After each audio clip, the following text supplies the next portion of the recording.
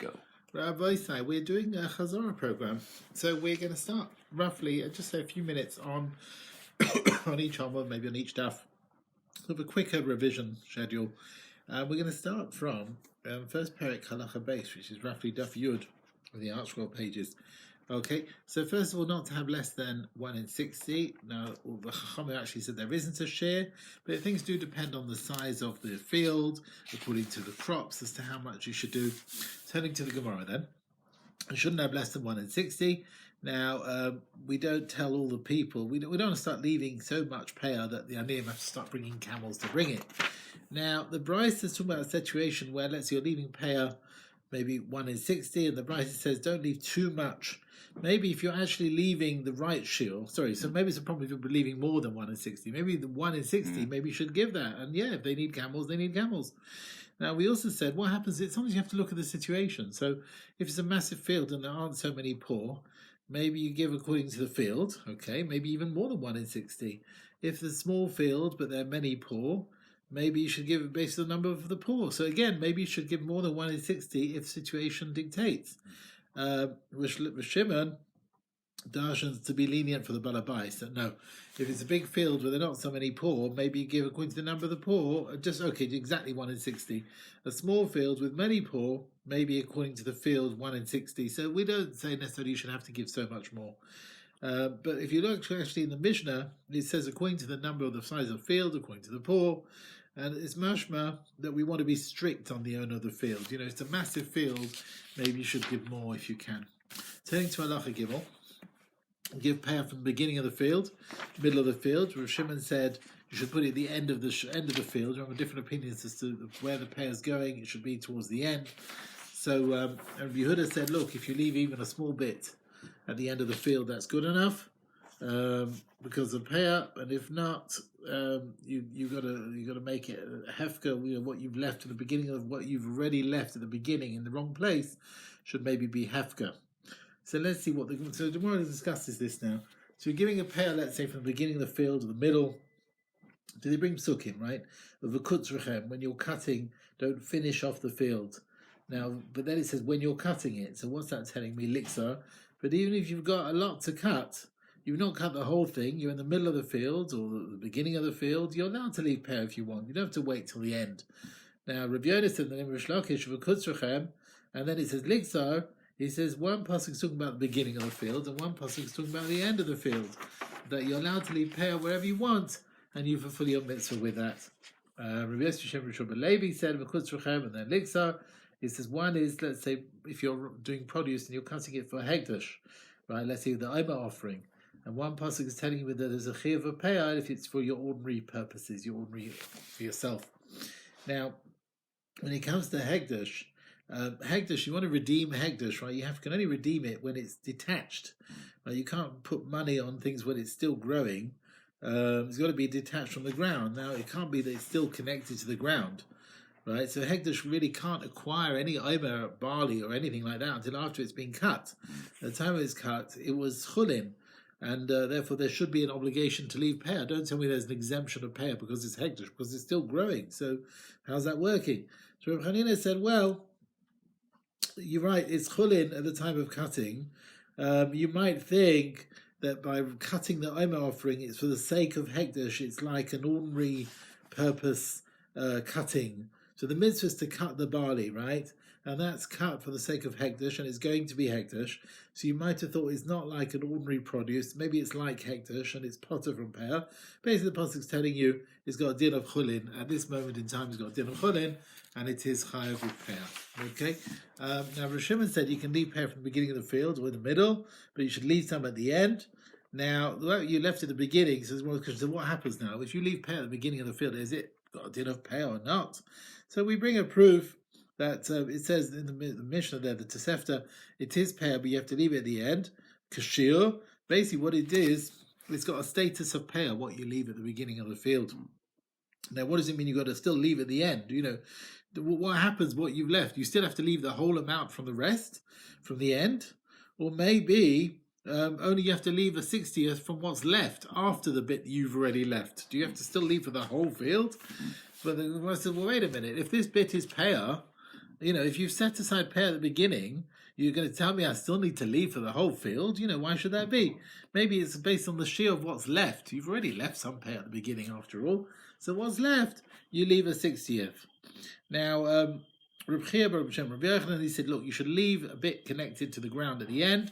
Others say, no, you can leave a bit even if it's still detached from the ground.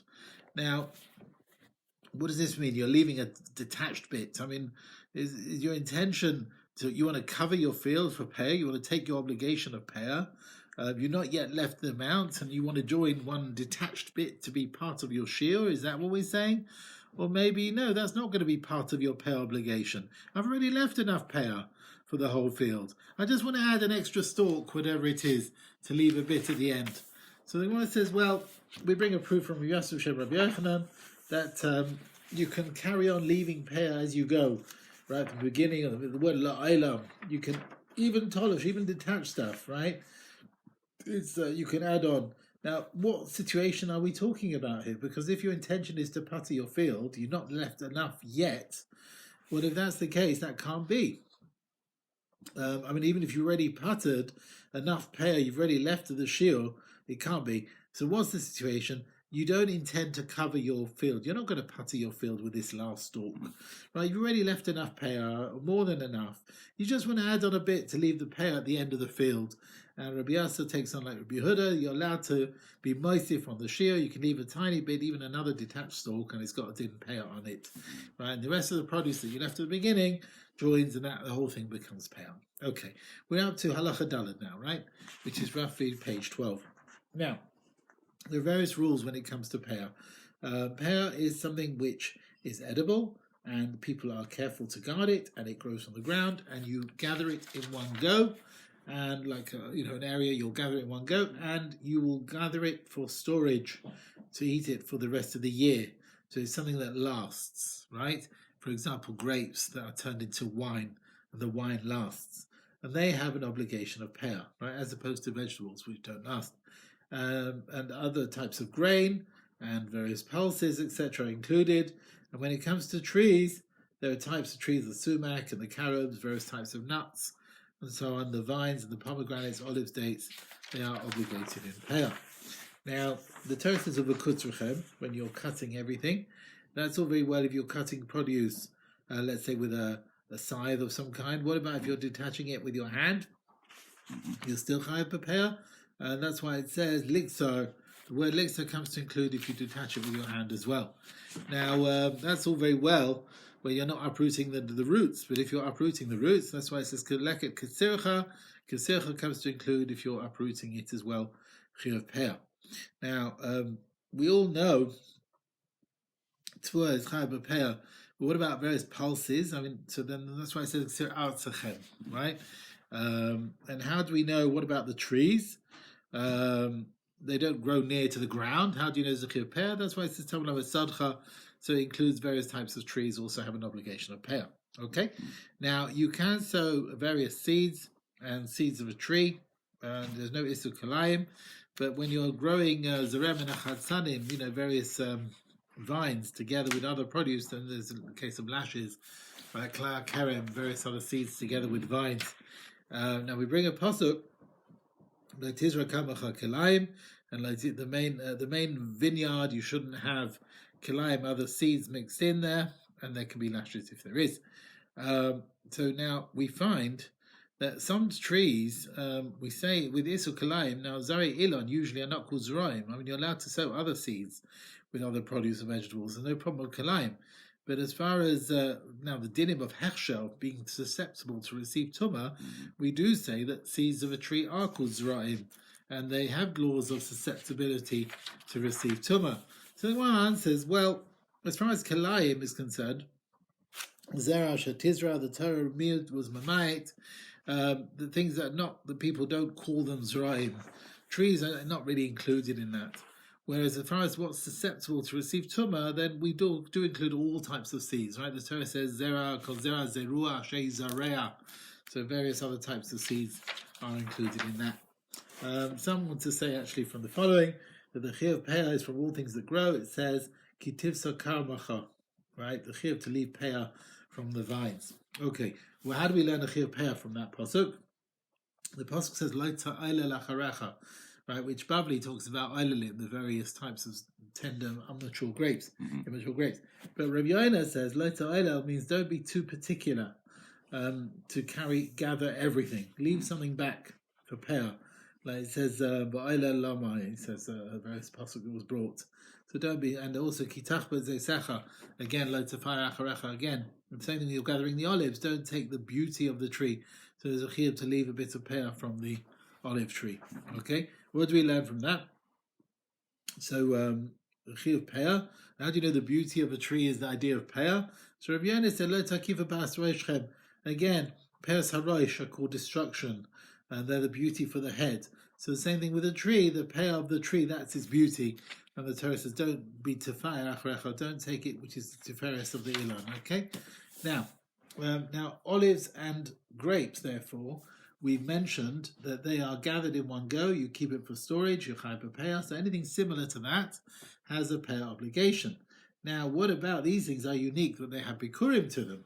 And they have peah. Maybe it's only things which have bikurim have peah. So the pasuk says, no, ketzercha, even things like rice and millet as well.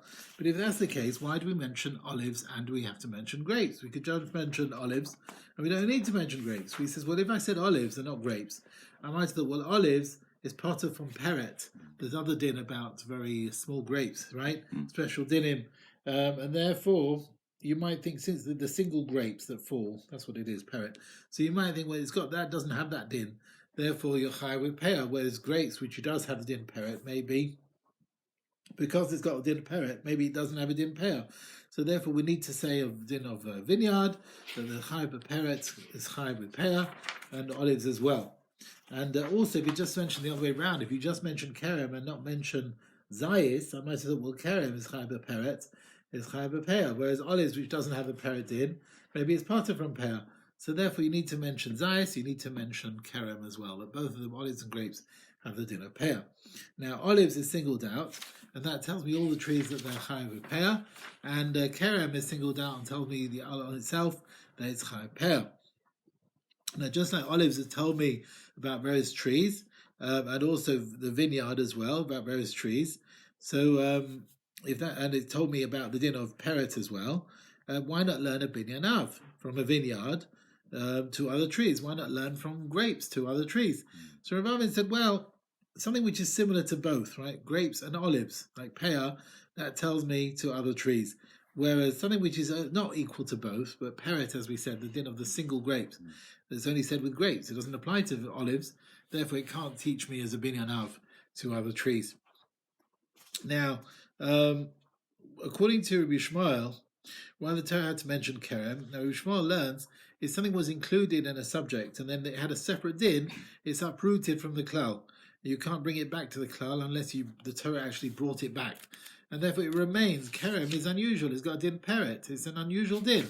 And therefore you can't start applying that to elsewhere.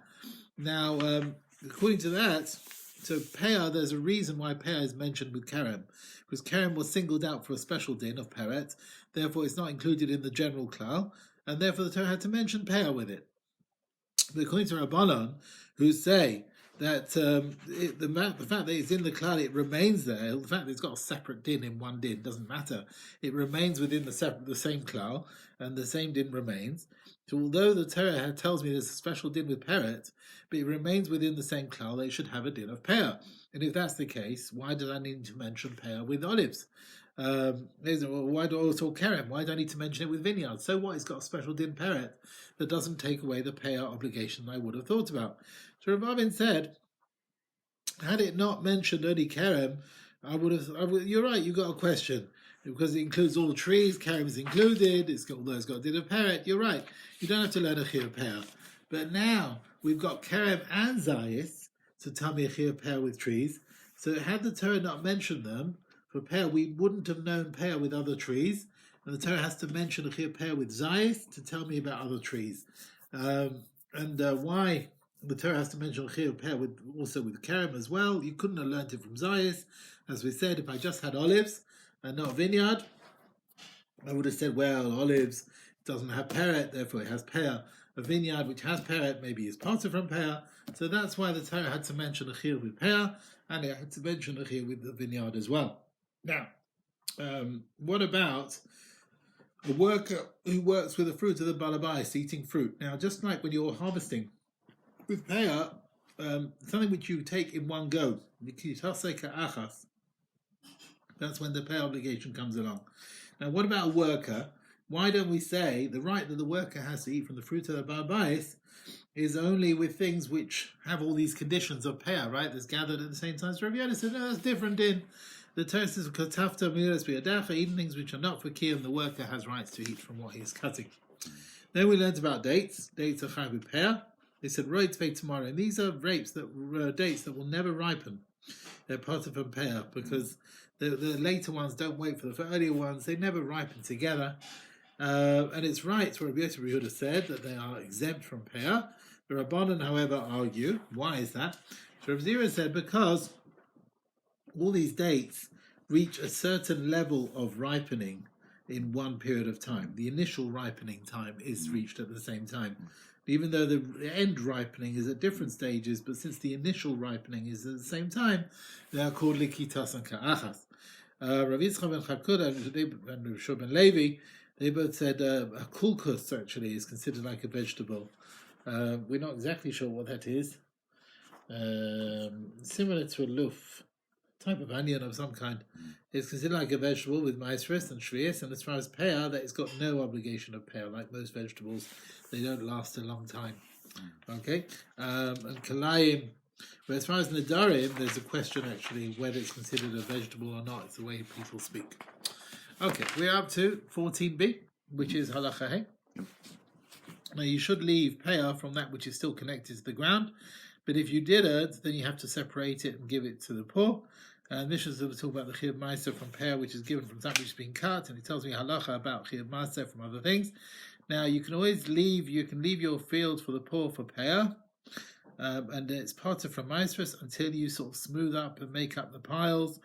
Once you do that, then the maasros obligation begins, and you can leave the produce, it's hefka, whatever is hefka, is parted from maasros again until you stack it up, make the bundles out of it. Yeah. Once you mamareach, once you smooth it out into the piles, then that's when the maasros obligation begins. And you can give it to your animals, to various animals, birds, part of a maasros until you smooth it out. And you can give from the goren and sow it back again into the ground. It's part of a maasros until you smooth it up, says Rabbi Kiva. A Cohen and Levi take grain. The maasros they have to separate belongs to them until they stack it up. And then there's a truma and maasros obligation. If they buy it after stacking, then they have to give the trumas and maasros to other kohanim. We'll see that's a knas. If you make something hekdesh and then you redeem it, you're hachai b'maasros, unless the gizbar was the one who stacked it up. Okay, who smoothed it out. Okay, now you always have to give peah, and you're parted from maasros until you reach a certain stage. So if you separate bikurim from stuff which has been stacked up, you are parted from separating truma on the produce which you've done for bikurim, right? Even though trumas and maasros are obligated, but bikurim doesn't have a chiyuv of truma on bikurim.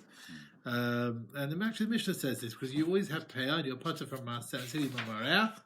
So that tells me once you mamareach, then the maasros trumas begin, as opposed to bikurim. Now, maybe, why don't we say that bikurim, maybe you are chayav to separate bikurim, even though you didn't, maybe though you've not been mamareach, maybe the Bryce is telling me, maybe it depends when you're separating the peah, before or after miruach. But maybe as far as bikurim is concerned, you are chayav to separate bikurim from peah, even though you've not yet done mamareach. Maybe your bikurim chiyuv comes much earlier on. Maybe that's what the Bryce is telling me. So then the Gemara says that actually bikurim is potter from trumas and maasros even after mareach. Bikurim remains potter from truma and maaseh, right?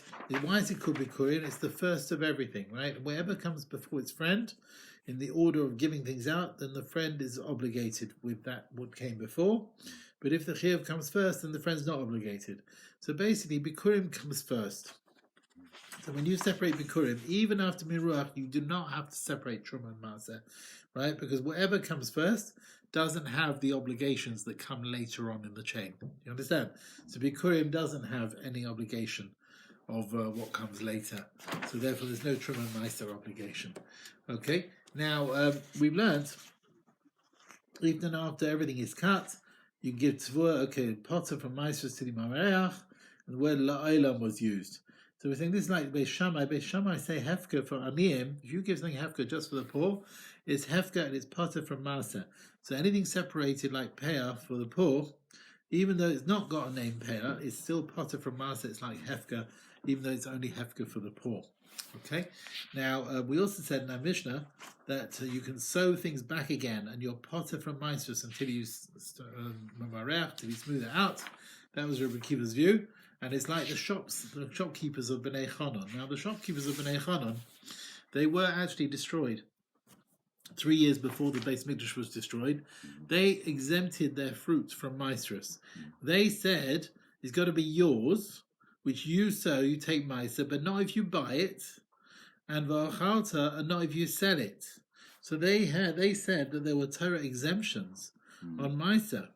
And because of this, they were destroyed 3 years before the Churban. Now the Chachamim did put a Chiyuv Maasros on stuff which is sold, and whereas the Bnei Chanan followed the din of the Torah, they went against the Chachamim, and therefore they were punished. So that's what not like these people here. So that's like Rekiva holds you're allowed to, if produce, you're allowed to re-sow it in the ground, and there's no Chiyuv Maasros, right? Just like the fruit which is sold. Torah is potter for Maaseh, but the Chachamim said there is a Chiyuv Maaseh, and that's why these people were destroyed before the Churban. But stuff which is sowed back into the ground, not sold, but sowed back into the ground, Rabbi Akiva holds like a Mishnah that Min Torah, they're potter for Maaseh, the Chachamim put Chiyuv. He agrees you shouldn't sow it if you've not taken Maaseh after Miruach. Right, so Rabbi Akiva in our Mishnah, you're allowed to sow it if it's not taken Maaseh. That's before the sacking, the smoothing. But after the smoothing's done, then we don't really want you to start re-sowing it without taking Maaseh. Okay? Another thing was that Cohen and Levi who are hanging around, they buy stuff which is not taken Maaseh, and there's no Chiyuv Trumas and Maasros yet, that's fine. But if they buy it before the Chiyuv Maasros, after Miruach, then they have to give the Trumas to other Kohanim or Leviim, right? And Rabbi Yechon said this was a fine put on them. We don't want them jumping around in the granary there waiting for everything, right? So therefore they're making other Kohanim lose out. Now a butcher, who's a Kohen, they said he is parted from giving the 3 gifts, for 1 week. After that, he has to start giving it. Now, I went to the south in Yisrael, the Rav Chanan Avoid Rav Shimon Levi, they pattered for 1 week. Now, Rav Yehuda compares it to the dinner of Yochanan. It's like a knas. Just like on these Kohanim, there's a knas for 1 week. We don't want the other Kohanim to lose out. But he said, well, if it's a knas, then even 1 week should they get away with it? Why should they get away with it 1 week? So, what about a shopkeeper, a butcher who sells meat in a shop? Rabbi Yehuda said, again, we patter in 1 week. After that, he has to give. Rabbi Yehuda says, we don't patter in 1 week. And according to Rabbi Yehuda, what's the difference between a butcher and a shopkeeper? Because one of them, the shopkeeper, could be cheating. Well, he'll go one town, one place. Next week, another town, another town, another town, another town. Whereas a butcher stays in one place, so therefore he can't cheat so much. And now there's no machlokes Rabbi and Yehuda Nasi. You're buying fruit which is borrowed from a guy, they are chayv maasros. And if a Jew comes into the field of a guy instead of him, they are chayv maasros. And one who buys a detached fruit from a guy, they're potter from maasros. So the question is, buying detached fruit from your friend during a Maaseh on a year, Yehuda Nasi says, poor person or rich person, whoever buys it, they have to separate Maaseh Ani. The Ani can't keep it for himself. Rabbi said, no, a rich person, we take it away, but a poor person, we don't take it away. What's the reason for Yehuda Nasi? Well, just like you can't get leket shikha peh of your own. You have to leave it for other poor people if it's your field. So also, you shouldn't get Maaseh Ani of your own. But Rabbi argues, he says, no, the poor person doesn't have to separate Maaseh Ani and give it to other Aniyim. Why is that? So leket shikha peh, really, they don't create the status of tebel if they've not been separated. Whereas Maaseh Ani, as opposed to Maser Ani, which does create a status of Tevel before it's been separated. So when you buy fruit which has been ripened, it became Tevel already in the domain of the previous owner, the owner of the field. So when it's sold afterwards to a poor person, it's as if it's got mixed in Maser Ani of the Baal Asada, of the original owner of the field. And when you separate Maser Ani, it's as if it's been separated through the original owners, and therefore the poor person who's buying it is allowed to keep this Maser Ani for himself. Now, what's the reason of Rabbi Nasi, who says the poor person does have to separate Maser Ani and give it to other poor? It's a knas, really. It's a fine. But just like the Cohen, we said has to give it to other Kohanim. So also it's a fine, he has to give it to other Aniyim. Now, what's Rebbe's reason that you don't have to give Maser Ani to other Aniyim? He says, look, it's all very well. A Cohen and Levi, if they're rich, okay, they can buy a lot of fruit. They can buy it cheap, therefore there's a fine on them. But a poor person, he can't start buying a lot of fruit cheap, so there's no reason why we should put a takana to prevent him from acquiring cheap tevel. Rabbi Yehuda Nasi said, because a poor person, he might be able to borrow money. Rabbi Yehuda Nasi will answer back. He may be poor, but he may be able to borrow money. Therefore, we don't want him jumping around to get all the produce and cause a loss to the other poor. But Rabbi said he may not be able to borrow money because people won't want to lend him. Okay, let's stop there for a second.